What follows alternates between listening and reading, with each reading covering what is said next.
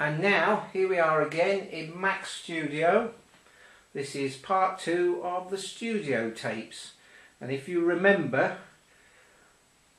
the last time we were just having an expression and we were just messing around trying to get the form of where the painting was going to start going, and the last comment from Mac was, I think we're about ready to start now. So here we go. Right, okay. Now I don't know how I paint really, because once I get into it, I'm on a little voyage of discovery, so I don't really think of techniques or anything like that. But when we were at art school, we were always taught to lay out white, then a yellow, and I'm putting yellow ochre here. And I'm going to keep a very limited palette, and then a red, and I've already laid out a blue, and then you went on to greens, and then your black if you wanted to use black. But you can actually make quite a useful black with viridian, which is this green here, and alizarin crimson, if I can squeeze it out.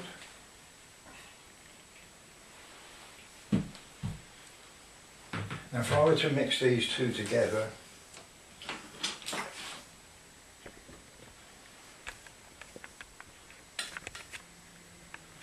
that is moving into a very dark colour which we could use as a black, and the other one is to use a blue. The beauty of using knives is that you keep it clean each time, so if you have a brush, you often get paint come out into the ferrule which can leak into another colour, discolouring it. And the other one is to use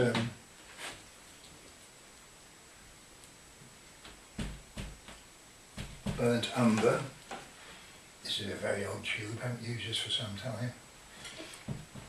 Burnt umber, and if you mix burnt umber with a blue, you are then moving towards a very colour, very long tone, almost going towards your blacks. Black was considered not to be used for a while, because I think it was Manet who introduced black and started to use it as a colour. But you can get ivory black and lamp black, and one moves towards the blue and the other one moves towards the brown. So you get Payne's grey, which is more of a neutral black, which is the black I would use if I was using black.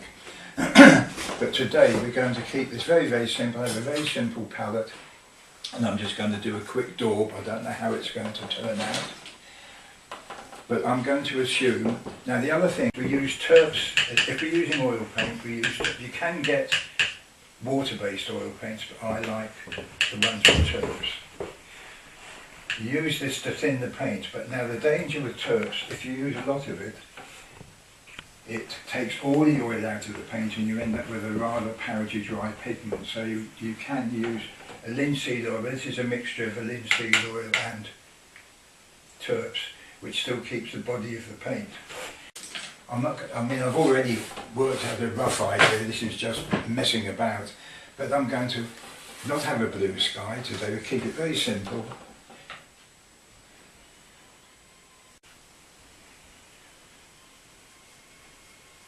White. I really want a lot of this.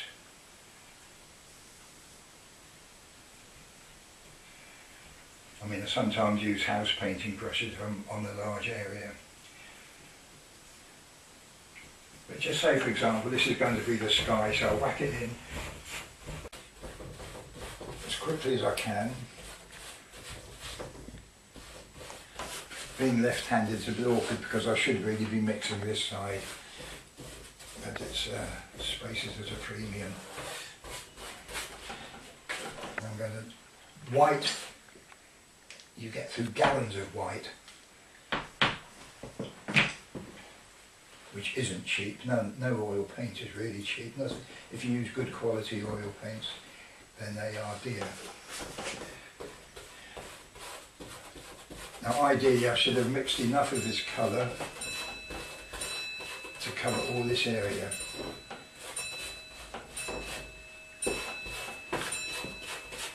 Are you just fading that colour then, Mac? Yes, I'm just putting this right across. This is what we're going to call the sky.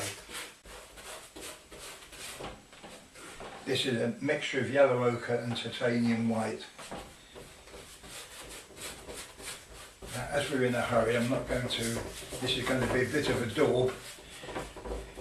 And there's no such thing as art really, there's only artists, and art is as varied as the people that practice it. Yeah, we sort of covered that Yes. last time, didn't we? Yeah. And I tend to work in areas, I mean, you can draw lines, but as we said before, lines is really an abstract thing. I mean, there's no such thing as a line really. It's where one area abuts to another one, and then that is where your line is, so we get an edge. Now very roughly, I've whacked in the sky. Now I'm going to keep it mainly in these sort of colours, and if it's, I'll just put a slight variation. This is going to be sea.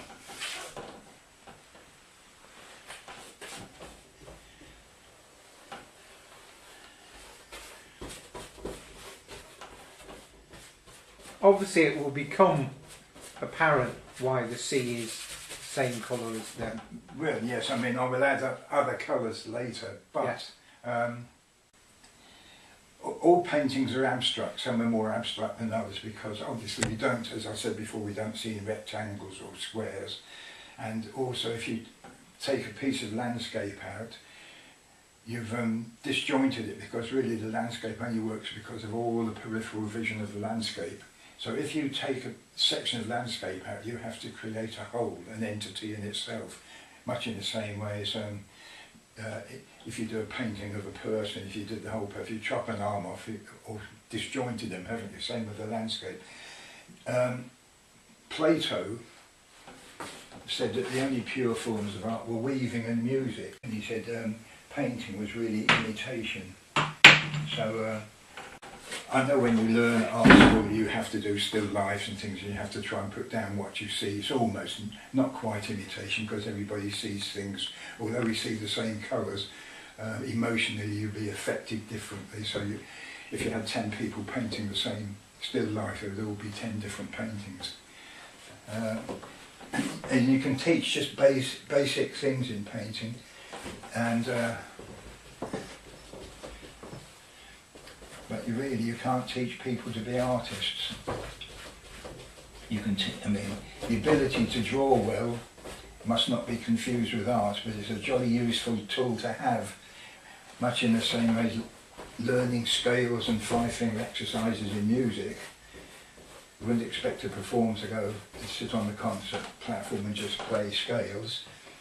Anybody who just draws academically very well is a very nice quality to have, but you have to add a bit of magic. I think there's several artists who have actually said in interviews that they were sort of producing artwork and then they went off and spent a couple of years to learn how to draw properly. That's right. So they're building that on top of the art. That's right. Now very, very roughly, very crudely, I've banged in the sky and the sea. And now here, if we said we had a sunrise initially, so let's just...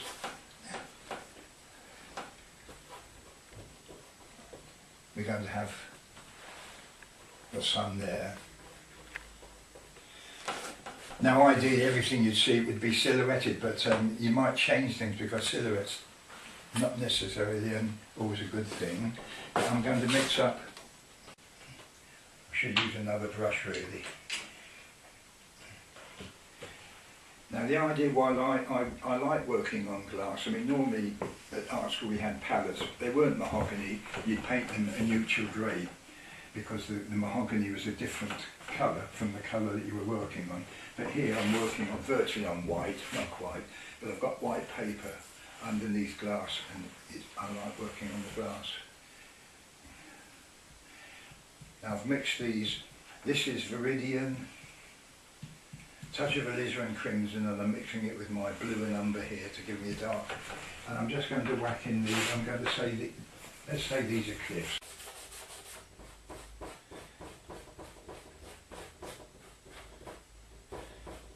Dark, foreboding cliffs. That's right. It's going to come around here, and it's coming around that way. So just very crudely now, and this will be a slightly different colour. I can say use some of these colours. I mean, I'm not going to be representational or photographic, because you're creating your own reality here. Now if I don't like a colour, I can just take it off so that it doesn't muddy the colours I really like. I'm going to mix a bit of yellow ochre with that, and white again, as I say.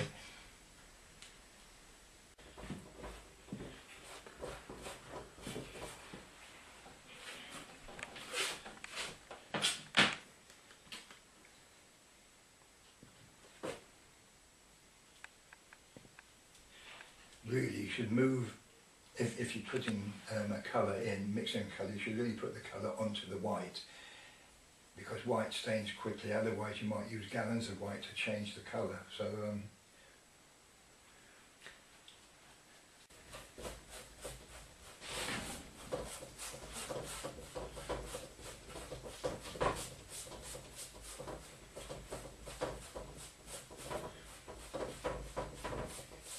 now I'm not interested in reality in the strict sense of the word, because I'm creating my own reality here. And if people say, what's that supposed to be, you say it's a painting. And you don't say to somebody, I don't like you, you don't look a bit like a tree. So the painting is the most important thing. If you wanted to be near as possible to a view, then you use a twin lens reflex camera and take a photograph. And don't bother to paint it at all. No, no. And also, I don't think you should have a fixed idea in your mind how the painting is going to end up, because if you know exactly how it's going to end up, you've already done it, and it's in your mind.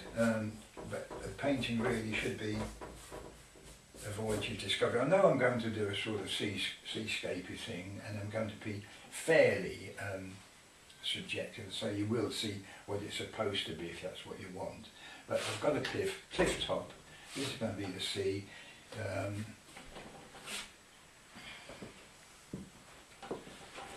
I could just put this could be a pathway round here, going around the corner.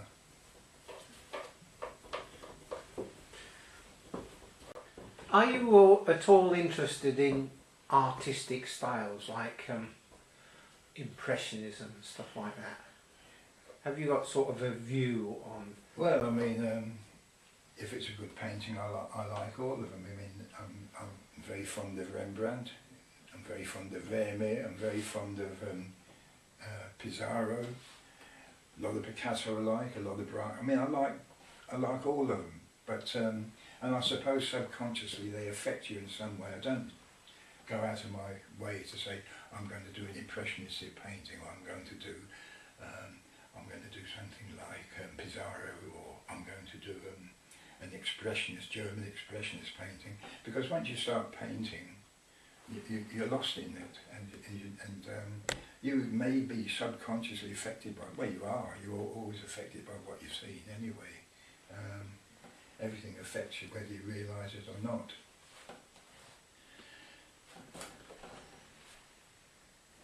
I've probably told you before that we were on the beach here a couple of years ago, and it was that funny, hazy sort of sunshine, and off in the distance there was a couple of people quite a long way away, and there was no real focus on it, and it just seemed like I was in one of those impressionist paintings at the time. Yeah.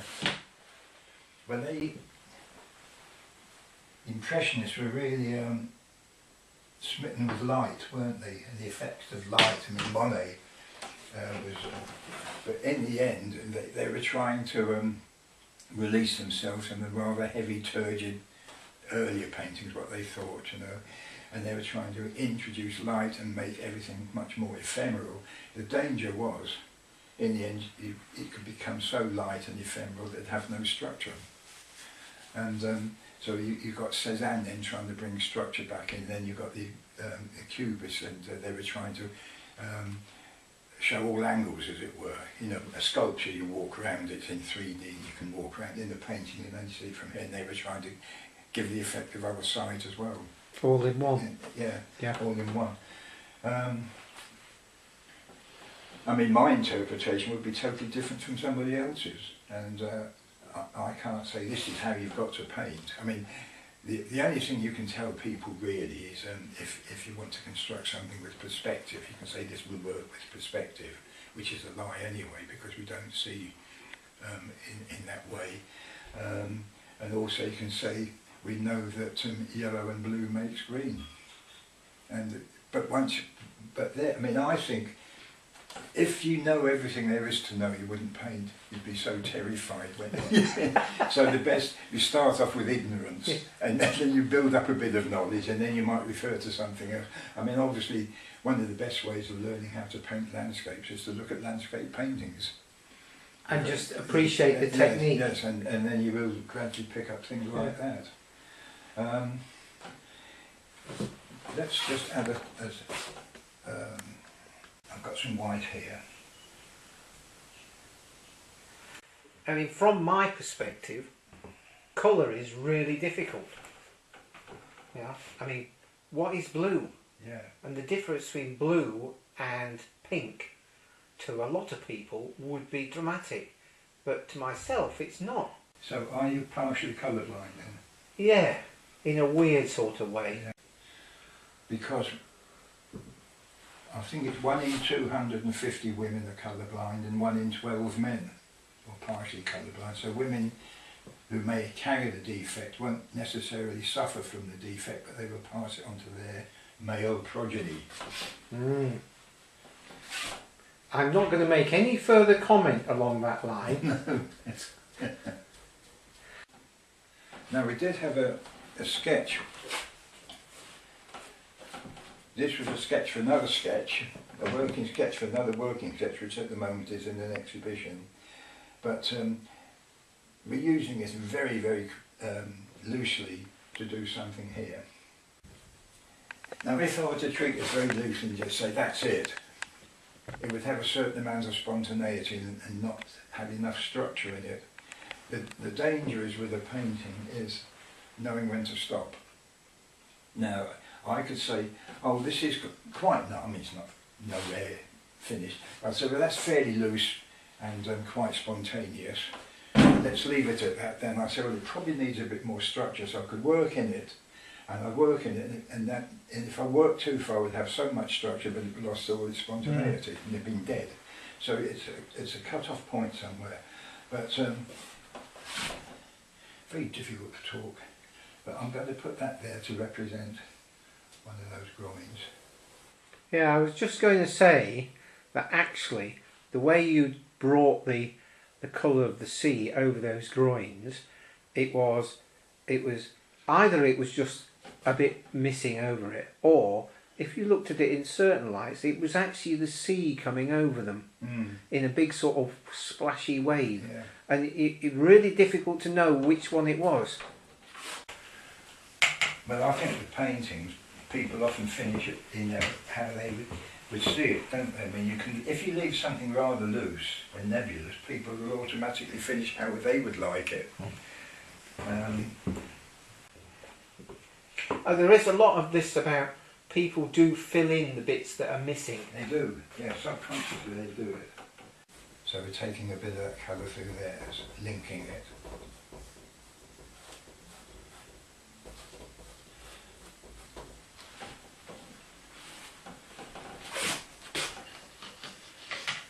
Now basically, that's finished at this point. I could say now, again, you see, not only do you have to think about the colour that you're using. You have to think about the composition and whether it's balanced. And at the moment I could say we're balancing content with space, or we've got light here and dark here. But some colours go forward and some colours recede, so not only do you have to think of a balance this way, you've got to think of a balance that way. Right. And ideally, because we're being fairly conventional, you're taking the eye for a walk and you feel that you should actually stand and look at the painting from the centre. You should feel that if you were being conventional. And then the eye goes for a walk and you take the eye for a walk all around, and eventually you come around and you end up in the middle. But you still have to think of these shapes. So that shape at the moment is all consuming, and that's all we're looking at really. So I've got to take the eye back the other way. Would you also say that because the sun is on the right hand side and the cliff's on the left, would there not be something of the sun highlighting on the cliff? Oh, it would be. If again we're thinking in terms of light and shade, then yes, parts of the projections on the cliff would be catching the sunlight, and we're then having one single light source. But often if you look, I think in some Rembrandts he seems to have several light sources, because it makes the composition better. So again, you are moving away from reality and you're creating your own a new reality.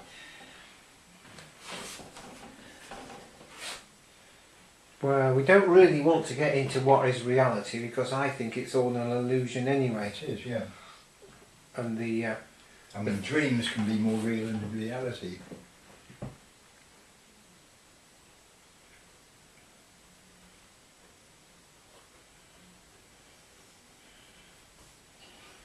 And some people say that if you don't know the difference between your dreams and reality, then that's a sign of madness. But what's normal? Well done. Yeah.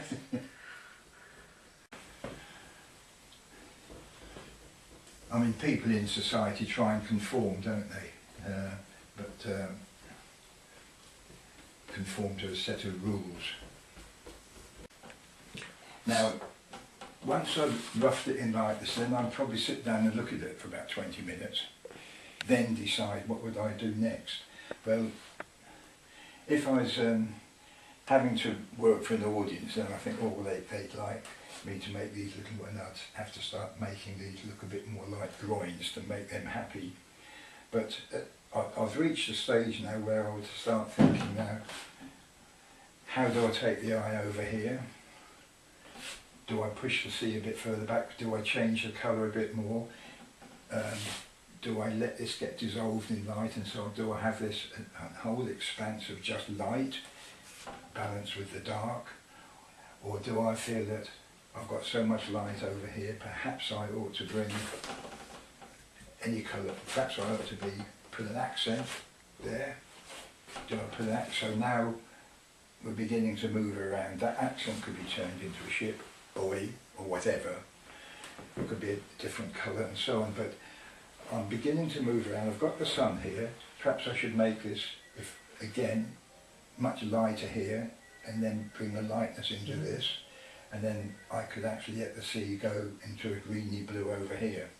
Right. Could that accent be a person standing on what could be? It could be anything. But if you're just thinking in terms of balance and colour and composition, it's an accent. If you're going to do something, telling somebody a story, because the English like stories.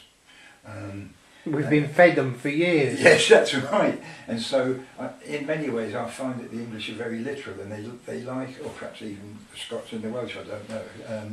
But they like stories, and so they think, oh, well, what is it? It's got to be, okay, it's got to be a man gazing out at sea, thinking about the future and whatever. But if I was thinking in terms of, say, abstract shapes, then I'd have to start thinking, that shape, well, that's good because it's taken me that way. it's pointing out that way, that takes me up there. Perhaps it does need something here. That actually looks like the back of, as you've just gone like that with the brush, that is the back of somebody's head with the wind blowing their hair. So actually that blob, you don't need to touch that anymore. No. What you need to do is add to it below. I could just do that. And he could be standing on the high point here, couldn't he? Yeah.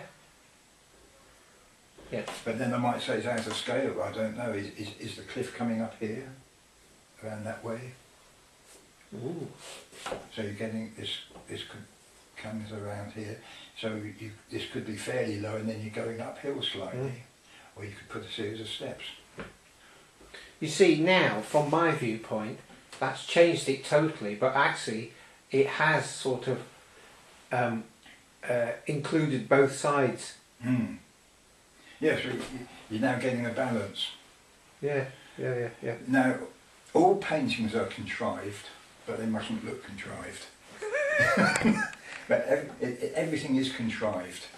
I mean, painting actually, you probably sit for every half hour's painting, you're probably sitting for 10-15 minutes thinking about it. Yeah.